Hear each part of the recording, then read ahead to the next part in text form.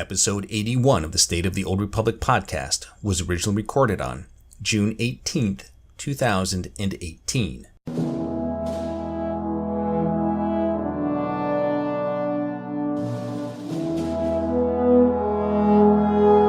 It's the State of the Old Republic podcast.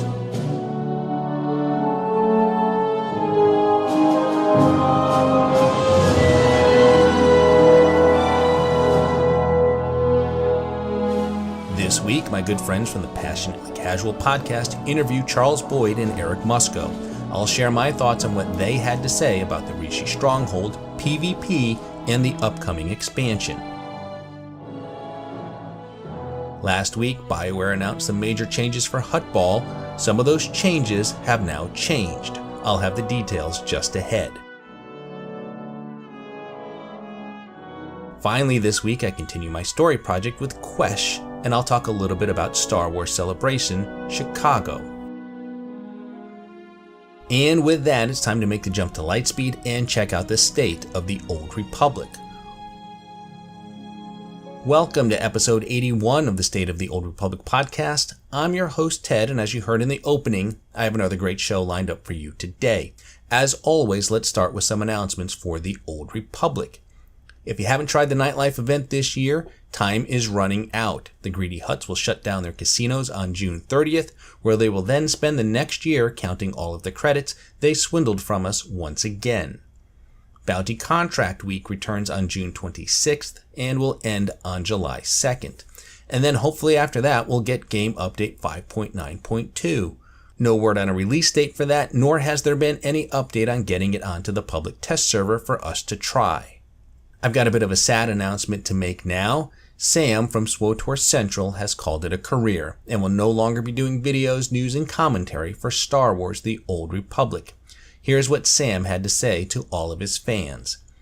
It has become clear over the past few months that my position at SWTOR Central is not being fulfilled, and a new successor shall rise to take on the role. SWTOR Central never really was just me, it was all of us together. It deeply saddens me that my time has come, but it's time for me to move on and focus on my career and children. I will be passing the torch over to someone you all know and love, and who I believe will do the name justice. As to who will be the new caretaker for SWTOR Central, well, it's none other than fellow BioWare influencer, the SWTOR Guy. I had the pleasure of having the SWTOR Guy on episode 63 of this podcast back in December. I'm sure he'll do a great job producing the type of content that fans of SWTOR Central are used to. Good luck to you, Sam, and congratulations to the SWTOR Guy. That's all the announcements I have for this week, so let's slice the holonet and get to the news. The big news this week is that my good friends from the Passionately Casual podcast had Charles Boyd and Eric Musco on their show for an interview.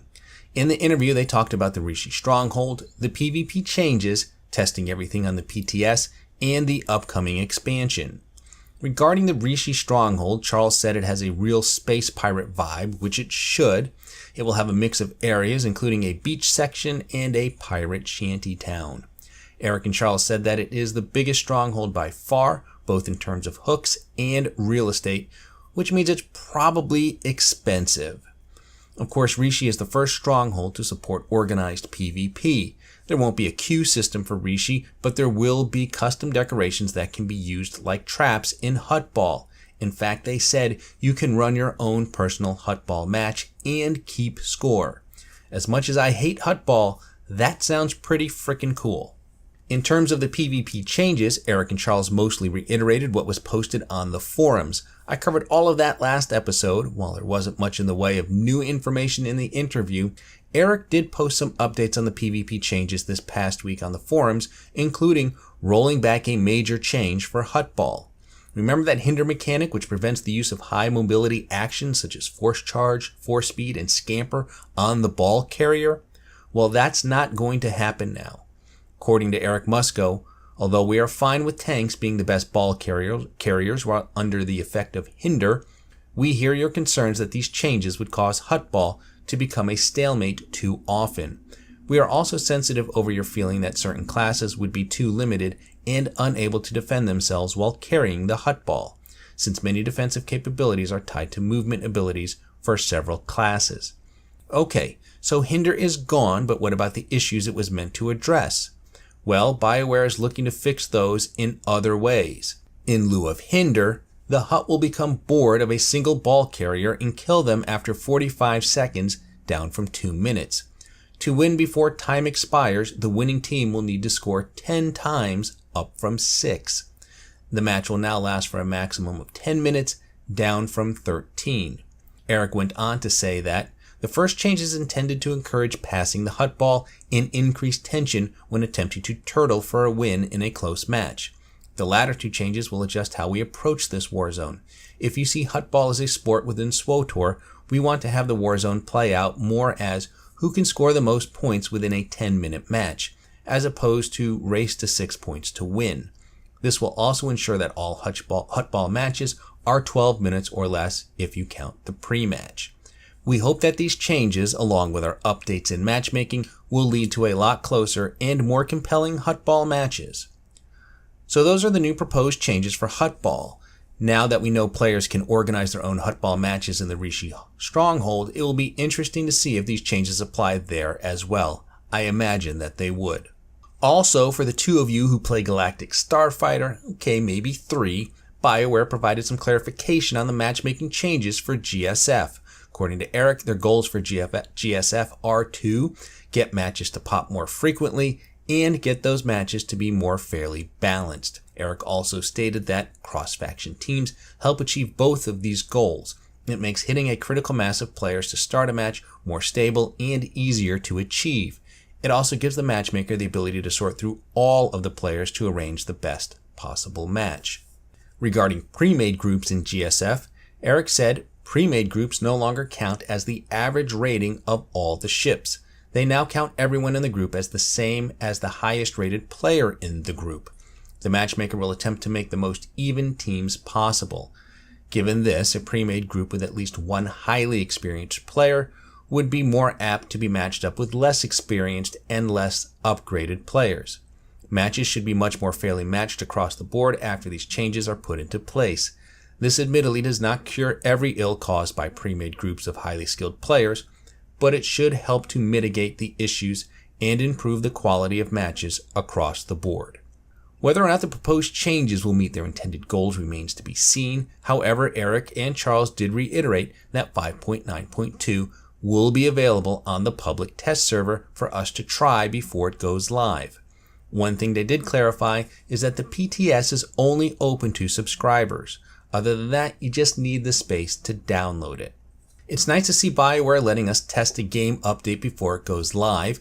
I really think this is a good thing, and I hope that they continue to do this for future updates as well as the upcoming expansion. Speaking of which, the gang at Passionately Casual talked to Eric and Charles about 6.0, and much to no one's surprise, they didn't have much to say about it. Eric and Charles did say that things were on track for the expansion, but it was still a ways out and they don't want to share any details because things could change. They were unwilling to divulge if it would be a Shadow of Revan style expansion. They did confirm that it will focus on Republic versus Empire. When asked about the significance of the various choices we've made throughout the stories, i.e. who lives and who dies, or if you sided with the Republic or the Empire, they said that they would like to keep the story reflective of those choices as long as possible before picking one or the other. Charles and Eric also said we'd get more story before 6.0 and that more companions are on the way. Darkside Jason will be back this summer, and others like Chem Val will tie into the upcoming story. The only companion that isn't on the calendar yet is Zenith, but he is planning to come back.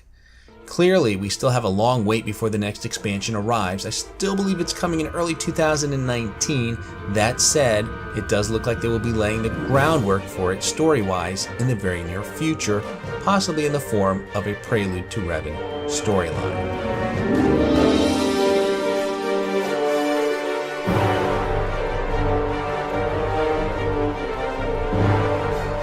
While we can never get enough new story, the old stories are pretty good and can often tide us over while we wait for the next adventure to arrive. As you know, I've been spending a lot of time revisiting the original class stories, and I now want to continue with my story project. What I'm attempting to do is play all 8 classes and move them through their class, companion, and planetary stories all at once. The goal is to find a playthrough that works chronologically. I'm not going for canon. Currently in the middle of Act 2 and am quickly approaching the end game. Before I begin, I want to warn you that I'm going to get into spoilers and plot points and play some clips. So if you haven't done all of the class stories or other stories that are part of that 1 to 50 experience, this is your cue to exit. As a reminder, I'm going to refer to these characters as he or she based on the gender I chose for my characters. Just makes it easier to talk about them. There is absolutely nothing about the story that suggests you must choose a specific gender for a class. Although there are certain story moments that you can only experience as male or female, and some of them are quite good. This week, all 8 heroes are heading to Quesh for one reason or another, but before I head there, let's recap the story thus far. Here's what's happening with the Empire. Darth Vengeance, a member of the Dark Council and Darth Barris, his master, wants war.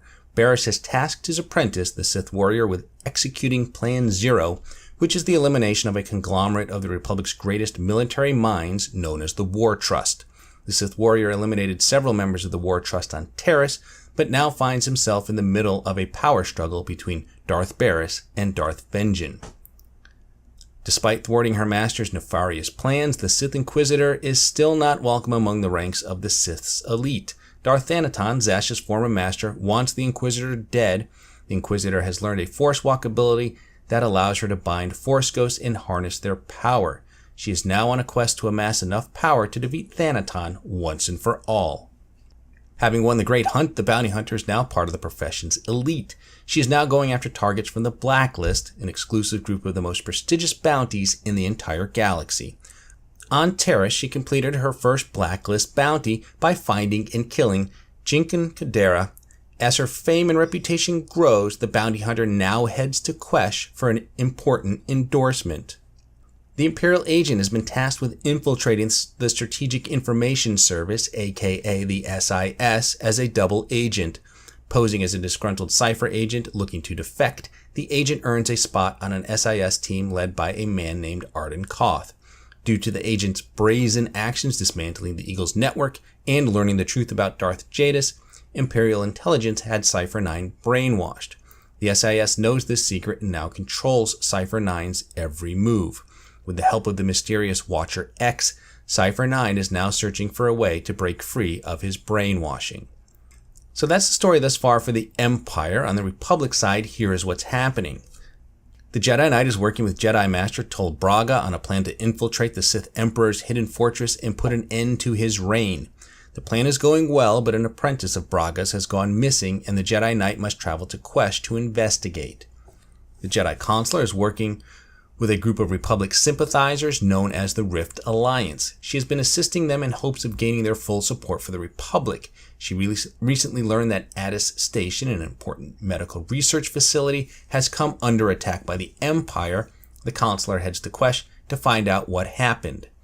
The smuggler continues to work jobs for Darmus Polarin and Republic Senator Dodonna. His latest contract takes him to Quesh. And finally, the Republic trooper is assembling a team of the Republic's finest troops to destroy a dangerous Imperial weapon known as the Gauntlet. The trooper heads to Quesh to rescue an important team codenamed the Safecrackers. That's where we are in the story. Let's now head to the poison planet known as Quesh.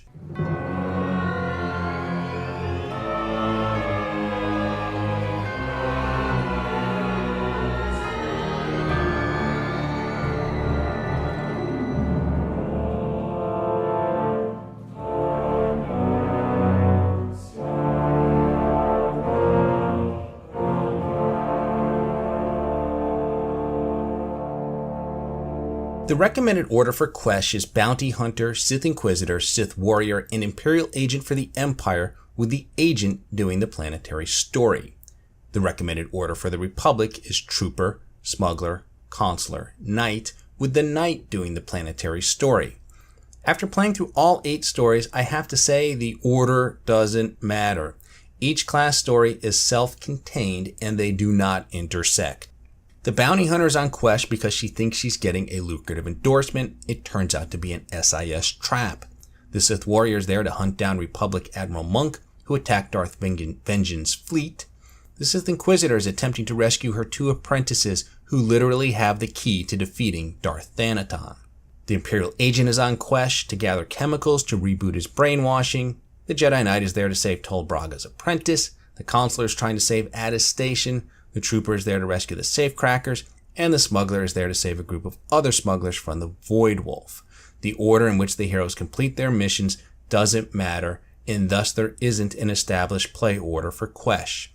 As for the planetary story, conventional wisdom suggests that the Imperial side needs to happen first. But on closer inspection, I've come to the conclusion that the Imperial and Republic stories on Quesh are mutually exclusive. In the same way that the Republic and Empire can't both defeat Boris Ulgo on Alderaan, or find that thing Zerka found on Tatooine, the events on Quesh can't all happen. Take the Imperial story, for instance. Here is how that story concludes. Master Frow's dead. Broga's still breathing, but is sworn to the Empire. Excellent. I'd prefer the Hutt dead, but his cooperation will further infuriate the Republic. You have my thanks, and that of my council. We'd still be fighting over Quesh's mines if not for your help. Does the Empire have something in store for this planet? In time, we will take over the Quesh venom industry. As for our military, there's still plenty to do. The Republic's still fighting. Help us pile up enough bodies here, they'll retaliate on other planets, then we'll have our war. But first, enjoy your victory. Quesh will soon be ours, and the Republic grows more furious by the day. Now here is what happens in the middle of the Republic story. Do you think you've won? The Republic's hold on Quesh is at an end. I had no idea Jedi were so gullible. All of this has only been a diversion. You never had the strength or the courage to strike the Empire down. And you never will. Captain, restrain this man and escort him to the Republic base. Moff Drayson is captured or killed by the Republic. Now I know what you're thinking. Couldn't this just happen after the conclusion of the Imperial story? Here's the problem with that. In the Imperial story, you are tasked with killing the heads of the three families. These are Hutts working for the Republic on Quesh. One of those Hutts is named Broga. Broga is the only one who appears in both the Imperial and Republic stories. Here is the Imperial encounter with Broga. The Empire could use a loyal servant like you, Broga. Although you have the option to kill him, it clearly doesn't work with the Republic story, and quite frankly, keeping him alive doesn't sync well either. At no point in the Republic story do you get the sense that Broga is playing both sides. In fact, in the final act of the Republic story, Broga is captured by the Empire. You go in and save the day, at which point Broga says, "You saved my life. For this, the three families are in your debt." The implication to me is that the other Hutts are still alive at the end of the Republic story. Having played the two stories side by side, they just feel like separate stories, and you should choose one over the other and not one before the other. Despite its free-form nature, there are some significant developments that happen on Quesh. Take the conclusion of the Sith Warrior story. Apprentice, my master Darth Vengeance is distraught. With his covert attack exposed, the Treaty of Coruscant has been broken. And apparently Moff Meskin did not survive Admiral Monk's ambush. What happened? Admiral Monk must have killed him. Is that so? How interesting. The Treaty of Coruscant is now broken, and we start to get a sense of just how deep Darth Barris's ambitions lie. In the Jedi Knight story, we are introduced to an important new character, the Emperor's Wrath. What a mystery the Force can be. I came seeking a traitor, but found you instead. The time draws near. You're too late. You won't be killing anyone for the Emperor today. A minor disappointment, eclipsed by this curious discovery. You're strong and touched by darkness. That is unexpected. An advantage? Possibly. You may keep the Dark Council traitor. I smell his weakness. He'll die by his own hand, given the chance. What will your master say when you return empty-handed? I'll bring him news of his most hated enemy. The traitor will be forgotten. The Emperor must hear of our meeting. I won't disappoint him with delays. Farewell for now. The breaking of the treaty and the status of the Emperor's Wrath will soon bleed into other stories. It may not seem like it, but the order of play is tightening. Last thing I want to say about Quesh is after the events there, the smuggler has this conversation with Risha. There was this one little Twi'lek girl who joined us. Best thief I ever met. Got into all sorts of trouble together. We were like sisters, but when Father's organization collapsed, we got separated. I never found out what happened to her. Never too late to find her. If she's as good a thief as you say, she might come in handy. That was a long time ago. Sometimes it's better to leave the past alone. Of course, the Twi'lek that Risha is referring to is none other than Vet, who, if you recall from episode 73, had this to say about Risha. When I was working for Noctrayan, doing the pirate thief thing, he had a daughter my age, Risha. It wasn't like Nock was super sweet to her or anything. But he'd call her princess, and I wished I was her. Having someone your own age could be great or terrible, depending. It was great. Always great. Risha was smart and strong. She knew how to do everything around the ship. And I went everywhere with her. Suddenly I had a sister again. For years it was Risha and me against the galaxy and anyone who gave us grief. Did you drift apart? Start to fight? Nothing like that. Eventually, Nock hatched some secret plan that I couldn't be a part of. One that apparently got them both killed. But for a while there, I really was happy. That's it for Quesh. Everybody is sticking together now, and we're all headed to Hoth. From there, it's Belsavis, Voss, and finally Corellia. Not much further to go now. And speaking of traveling, I now want to say a few words about Star Wars Celebration. The event has come a long way since I attended my first one in Anaheim in 2015. I didn't know much about it until March of that year, and I made a spontaneous decision to go. With the event less than a month away, I was able to purchase a 4-day pass and a hotel room in the Convention Center Plaza. My hotel was right across the street from the Anaheim Hilton. Star Wars Celebration Chicago is in 10 months, and if you are on the fence about going, I've got bad news for you. The fence has fallen over, and you likely landed on the not going side. You knew VIP tickets were going to sell out right away. They were gone in mere seconds, and hotels weren't far behind. Next went the 5-day passes, and now Saturday is sold out as well. All that remain are individual day passes at $75 a pop and a long Uber ride to the convention from wherever you're staying, which probably isn't close to the event. Despite fan disapproval of The Last Jedi and Solo's weak performance at the box office, interest in Star Wars continues to grow. I jumped on things early and I'm all set to go. I'm 99.9% sure that BioWare will have a presence there and will likely hold a Cantina tour. I know several of the influencers and podcasters will be going, as will other players from the AIE Guild. Whether you celebrate Star Wars or Star Wars The Old Republic, it should be a great time, and I look forward to going and meeting old friends and making new ones, and I hope to see some of you there. Final note for today, I have a correction from last week. During my discussion of Terrace, I mentioned that Mola Haxtor was being held prisoner by Darth Melkin. The actual name of the Sith Lord is Melkor Din. Who knew? Probably you guys.